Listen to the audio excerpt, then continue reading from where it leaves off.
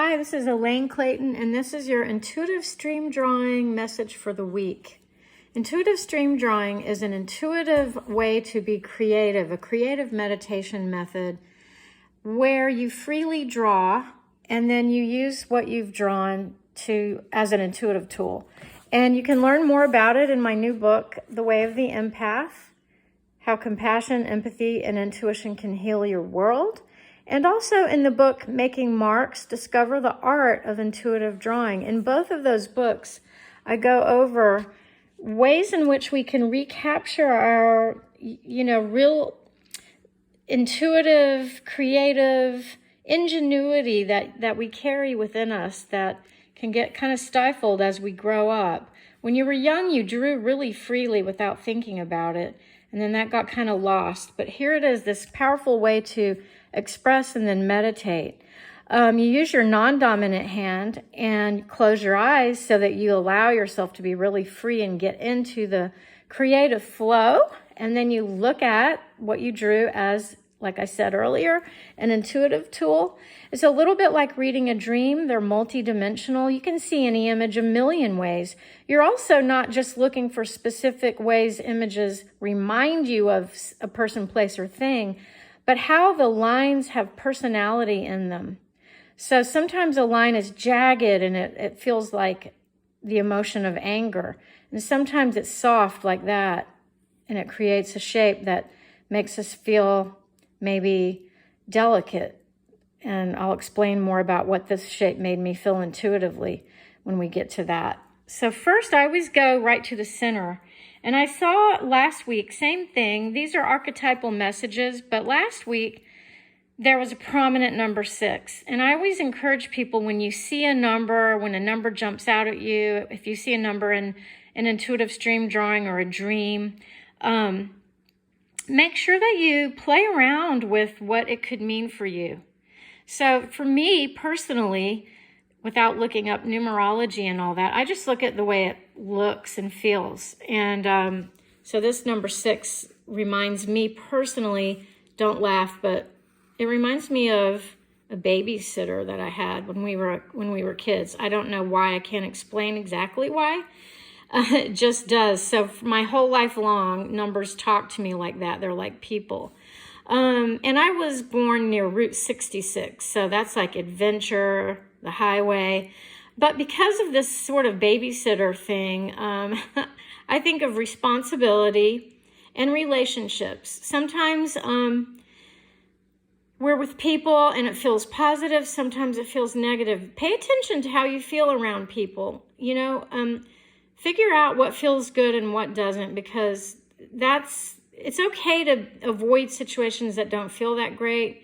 And it's good for us to have, even if it's only one friend, have that one person who's nurturing be the primary social contact. If you have any kind of feelings that don't feel that aren't positive, you just this week, just like last week and maybe forever, thinking about the positive influences and having a connection with them is really important. And you see this person almost like sleeping or dreaming here. The pillow becomes a third eye. So what are your dreams telling you? Keep a dream journal if you can, because you're being told things in your dreams. The unconscious talks. We have spiritual knowledge that can surface. A lot of it surfaces in our dreams. It doesn't mean every nightmare will come true or anything like that, but there are just clues in our dreams about how we feel and about precognition sometimes, or things we haven't processed consciously, and then the knowledge is there, and once the dream presents it, we can say, oh, now I understand. So it's really important right now to listen to messages that you have in your dreams. Here we have a purse or an envelope. So that's right here with the dream symbol here. So I think you're getting messages and you will receive messages. This is in the now moment. I think also you may be a messenger for someone else, but be in a disposition to give messages and to be willing to receive them and treasure them. Usually we put in our purse that which we value. So, we want to receive messages that we need to have or that we enjoy receiving, whatever helps us. Remember, when you have a purse or a pouch like this, looks like a saddlebag, you're going on a little journey. If you weren't being mobile, you wouldn't need to take a purse or an envelope with you. So this is about going somewhere, moving around, doing things, and having what you need. So be aware of your dreams and any unconscious sort of intuitive messages that arrive, because I think you're going to get some this week. And then I noticed over here, like I said earlier, I felt like this is so delicate. Look how it's balanced here. This is almost like a seed or a golden egg. And it made me feel the feelings of our lives, how delicate our lives are. And we don't really always realize it. We have really strong opinions right now, and everyone is pretty polarized. We're really struggling as a society to merge and to even debate in a way that's honorable and reasonable. We're at each other's throats pretty much. And yet, as important as we feel our opinions are, which are usually based on all we've learned, what we've experienced, how we feel, and what we value, as much as we feel those opinions matter hugely, and they do, we are so temporary. And we even change our opinions and our thoughts and feelings over time.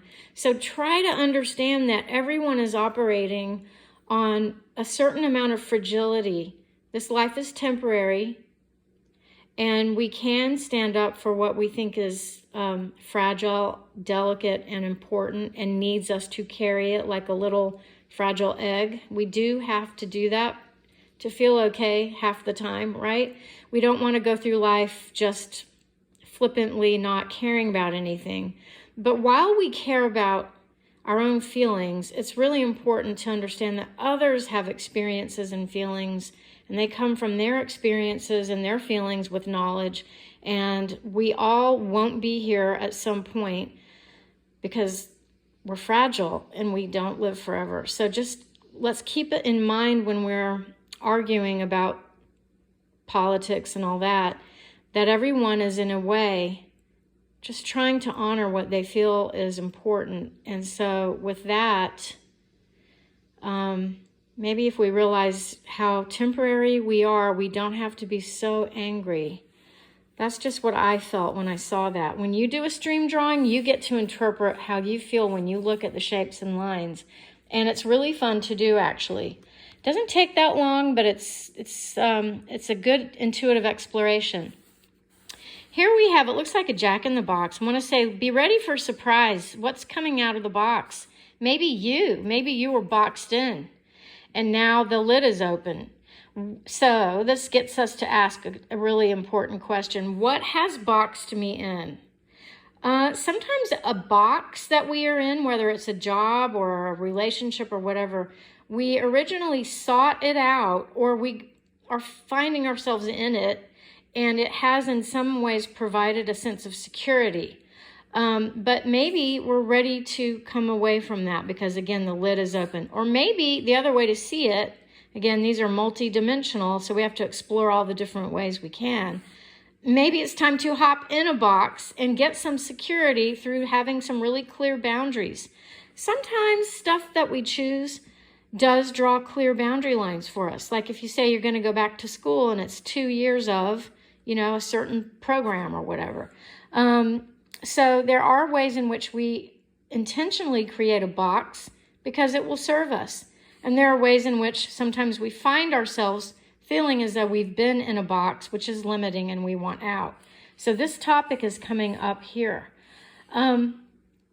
We always try to explore the positive, the light, and the shadow. We're in a duality existence, so there's a light side and a shadow side to everything.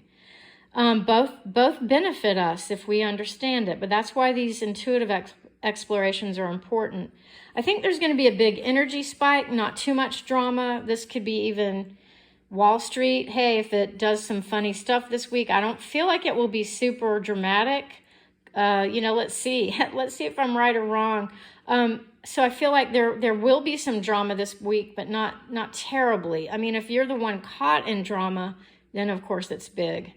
This is also the infinity symbol. When I see that in a stream drawing, I think of soul purpose. This kind of looks like a vessel and water coming out of it. There's a Jewish beautiful mystical theme of Mayim Hayim, the living water. So we're made of water. We're what is it, 70-something% water?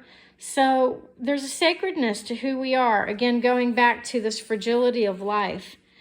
You are a sacred vessel carrying living water in your days as you breathe, live, and choose. So as you go forward in your response to the dramas, to the things that happen that cause you to choose, remember that you carry energy, you carry intention, and you carry the ability to affect the world. So I'm not preaching to you, I'm speaking to myself as well. So all of us are a vessel. We carry sacred water. We are sacred beings, and we have a light inside us. What we do matters. What we choose affects others. So as we go forth, just realize that you have a big impact on the world. Another way to see this is, draining yourself, like your life blood or your life energy. You don't need to drain yourself entirely. This here is coupled with another intuitive eye. So I would say use your intuition. And when we see this as an intuitive eye, this becomes a teardrop. So on one hand, crying can be very cleansing, but what's making us cry? What is it? Is it something that happens, or is it grief that we need to just sort of deal with? A lot of things can cause us to feel emotion. Don't hold the emotion in, but don't give yourself and all of your energy away and empty yourself either. So somehow this dynamic is really important. I would say it's important to acknowledge that which gives you grief, to be able to give life and life energy without draining yourself as you encounter certain dramas this week. And I don't think they'll be huge. As we go and turn this, it becomes a chakra chart from head to toe. So crown, third eye, throat, heart, solar, sacral, and primal. So that's how I see these. When I do personal readings, these become very personal.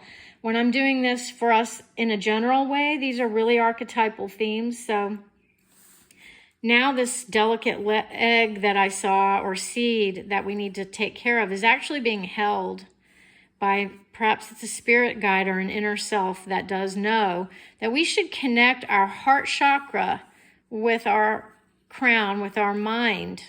So not just make decisions based on logic and reason and rational thinking, but also make decisions based on how we feel, what our heart tells us. We also don't want to react only based on feeling. We want to have a good balance between thinking and feeling. So that's just a reminder to treasure that which is delicate through a combination of balancing the heart chakra and the crown, third eye. Also throat, because at the throat, this is where we express ourselves. So how do I use words that balance my emotions with my thoughts? That's not easy. A lot of times we lash out. A lot of times I might say things in a way that I didn't mean to, so that happens. I do see like it's a boot, tall boot, or a stocking. When I think of a stocking at the heart chakra, I think of gifts. So maybe it would be nice to give a surprise gift to someone who needs cheering up.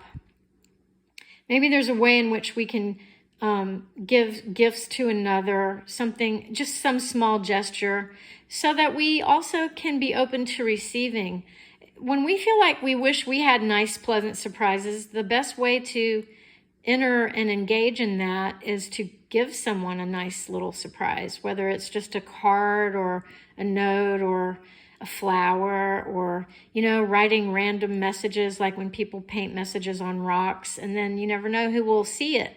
Someone might be taking a walk feeling really depressed, and then they see a rock that says, I love you.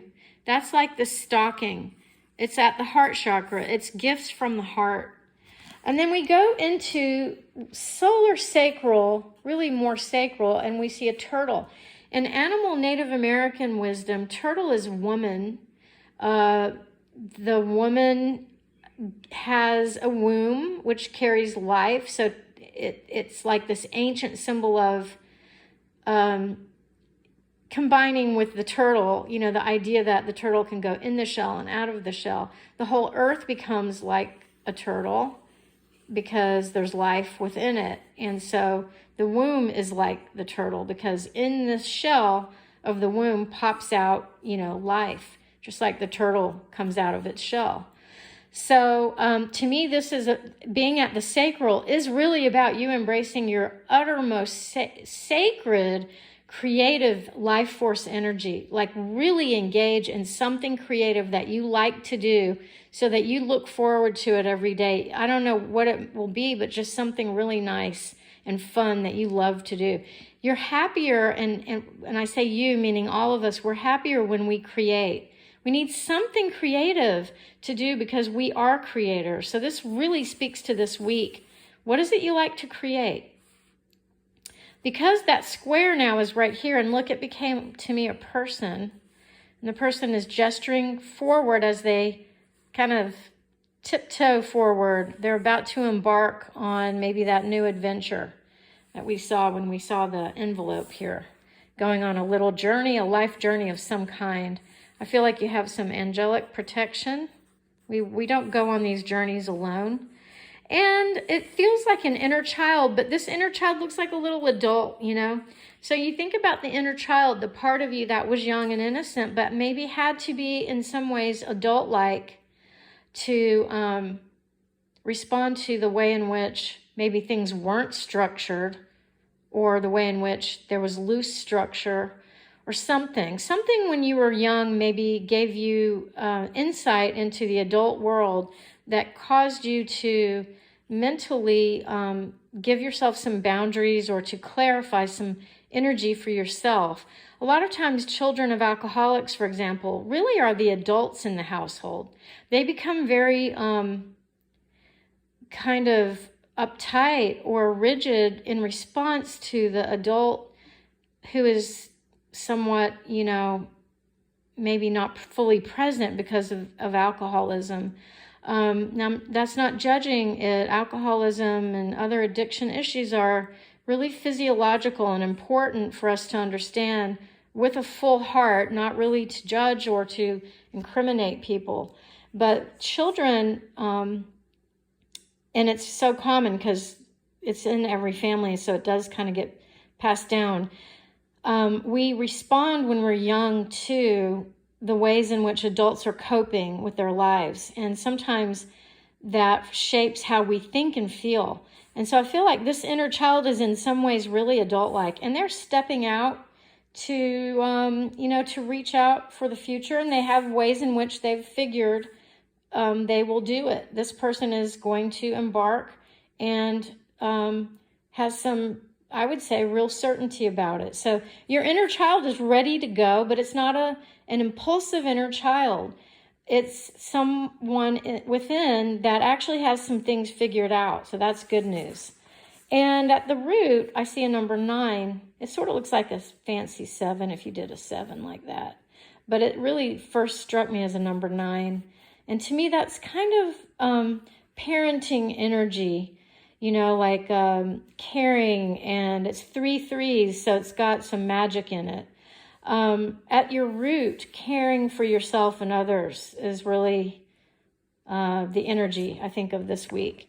And then we turn it this way. Let's see how I was looking at this way, if I noted anything. You see the number 9 again here. That box now, it's almost like when you open a crate or something and the animal comes in or out. Could be a trap this time. Did you get out of a trap? Did you feel entrapped in some way? Whatever, the door is open. Sometimes actually the scariest thing is we think we're entrapped because we feel it. Like, you know, when people are in abusive situations, it literally creates a syndrome where the person is feeling so trapped they don't know they can leave. They don't, it's so scary, they don't feel they are able to. They feel so disempowered. So this may be calling us to look at ways in which we've been entrapped or felt entrapped in the past, and yet the door was open. It's just something to contemplate. And I think that's really it. I will say this coming up is a very fruitful image. Seems to speak of desire. And knowing what you desire, what you really want, is important. There again, there's that guide that kind of shepherds in and protects that which we care about the most, that which we think is delicate and fragile about life, along with what we value and what we desire. These two coming together is really, really important. So care for yourself and others. We're fragile. We don't last long. And we deserve special care, and so do others. And that is the basic message for this week, June 27th, 2022. And remember, this is about intuitive drawing using a creative meditation method that will enhance your life to get you creating and to have you also go deep into intuitive explorations. You can learn more about it in The Way of the Empath, how compassion, empathy, and intuition can heal your world. You can subscribe to this channel if you like, and you can reach me at ElaineClayton.com. Thank you. Have a great week.